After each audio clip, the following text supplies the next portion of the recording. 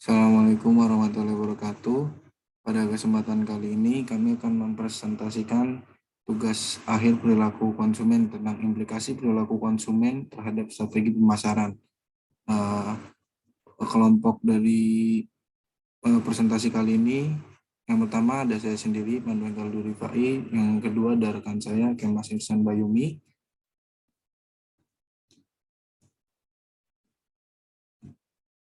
Ya, selanjutnya perilaku konsumen. Perilaku konsumen merupakan sebuah tindakan-tindakan yang dilakukan oleh individu atau kelompok maupun organisasi yang berhubungan dengan proses pengambilan keputusan dalam menggunakan barang atau jasa ekonomis yang dapat dipengaruhi oleh lingkungan.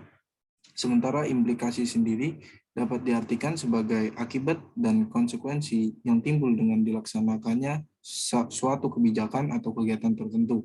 Sementara untuk strategi pemasaran sendiri merupakan rencana suatu perusahaan untuk bisa memperkenalkan sebuah brand seluas mungkin guna mencapai target pelanggan dan penjualan yang diinginkan. Selanjutnya ada hubungan faktor-faktor perilaku konsumen terhadap implikasi strategi pemasaran. Yang pertama ada motivasi. Bagi manajer sendiri, pemasaran tentu penting sekali untuk mengetahui apa yang menjadi motif pembelian seseorang terhadap suatu produk atau produk motif atau pada penjual tertentu atau yang dikenal sebagai patronage motif. Sebab hal ini dapat mempengaruhi program pemasaran pada perusahaan itu sendiri. Yang kedua ada persepsi. Persepsi sendiri setiap orang tentu memiliki persepsi yang berbeda-beda terhadap suatu objek karena persepsi itu mempunyai sifat yang subjektif. Konsumen sendiri akan mempunyai persepsi produk, harga, periklanan, dan penjual dari kegiatan pemasaran pada perusahaan. Misalnya, persepsi bahwa harga yang tinggi dari suatu produk perusahaan adalah cerminan dari kualitas produk yang tinggi. Selanjutnya akan dijelaskan oleh rekan saya. Oke, penjelasan yang berikutnya ialah belajar. Belajar sendiri merupakan perubahan yang terjadi sebagai akibat adanya keingintahuan dan bersifat fleksibel. Proses pembelian yang dilakukan oleh konsumen merupakan sebuah proses belajar, di mana hal tersebut sebagai bagian dari hidup konsumen.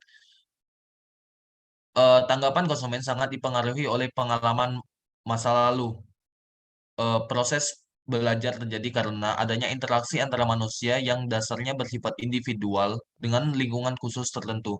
Perilaku konsumen dapat dipelajari karena sangat dipengaruhi oleh pengalaman belajarnya. Pengalaman belajar konsumen akan menentukan tindakan dan pengambilan keputusan dari barang yang akan dibeli. Kemudian ialah konsep diri. Dapat didefinisikan sebagai cara kita melihat diri sendiri dalam waktu tertentu sebagai gambaran tentang apa yang kita pikirkan, keuntungan mempelajari perilaku konsumen dengan mempergunakan teori konsep diri. Eh, Konsep diri adalah bahwa kita dapat membandingkan antara deskripsi konsep diri konsumen yang ditunjukkan sendiri dengan konsep diri konsumen tersebut tentang dirinya sendiri. Dibandingkan dengan tes kepribadian yang dapat dipakai untuk melihat tanggapan konsumen sesungguhnya tentang takdir dirinya. Oke, selanjutnya. Kemudian ialah sikap. Sikap ini dilakukan sebagai sikap ini dilakukan konsumen berdasarkan pandangannya terhadap produk dan proses belajar dari pengalaman ataupun dari yang lain.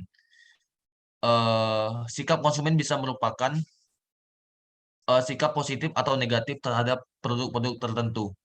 Dengan mempelajari keadaan jiwa dan keadaan pikiran, dari sikap seseorang diharapkan dapat menentukan perilaku seseorang. Sikap konsumen terhadap suatu produk atau merek dapat diubah melalui komunikasi yang persuasif dan memberi informasi yang efektif kepada konsumen. Kemudian ialah kesimpulan. Kesimpulan eh, dari beberapa materi yang kami sampaikan ialah banyak faktor yang mempengaruhi perilaku konsumen dalam membuat keputusan pembelian.